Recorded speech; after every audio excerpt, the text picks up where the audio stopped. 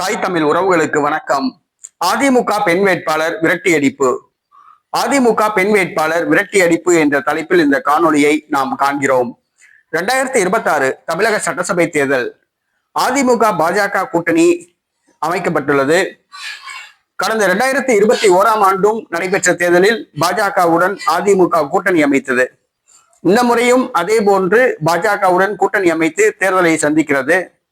ராமநாதபுரம் மாவட்டம் திருவாடனை தொகுதியில் ராமநாதபுரம் மாவட்ட அதிமுக செயலாளர் முனியசாமியின் மனைவி கிருத்திகா முனியசாமி தேர்தலில் போட்டியிடுகின்றார்.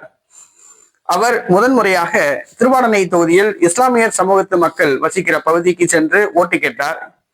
தான் தாமரை சின்னத்தில் நிற்கவில்லை, இரட்டை இலை சின்னத்தில் தான் நிற்கிறேன், இஸ்லாமிய சமூகத்தை சார்ந்தவர்கள் தனக்கு வாக்களிக்க வேண்டும் என்று கேட்டார். அதற்கு இஸ்லாமியர்கள், தாங்கள் மதவாத கட்சியான பாஜகவுடன் கூட்டணி அமைத்துள்ளீர்கள், உங்களுக்கு நாங்கள் வாக்களிக்க மாட்டோம் என்று கூறினார்கள். கடந்த முறை வேட்பாளராக போட்டியிட்ட இதே பகுதியை சார்ந்த ஆணிமுத்துவுக்கே நாங்கள் ஓட்டு போடவில்லை, உங்களுக்கா ஓட்டு போட போகிறோம் என கூறி விரட்டி அடித்தனர். வேறு வழி இல்லாமல் கீர்த்திகா முனியசாமி இரட்டை இலை சின்னத்துக்கு ஓட்டு போடுங்கள் என்ற சைகையில் ஓட்டு கேட்டவாறு அவர் அங்கிருந்து கிளம்பி சென்றார்.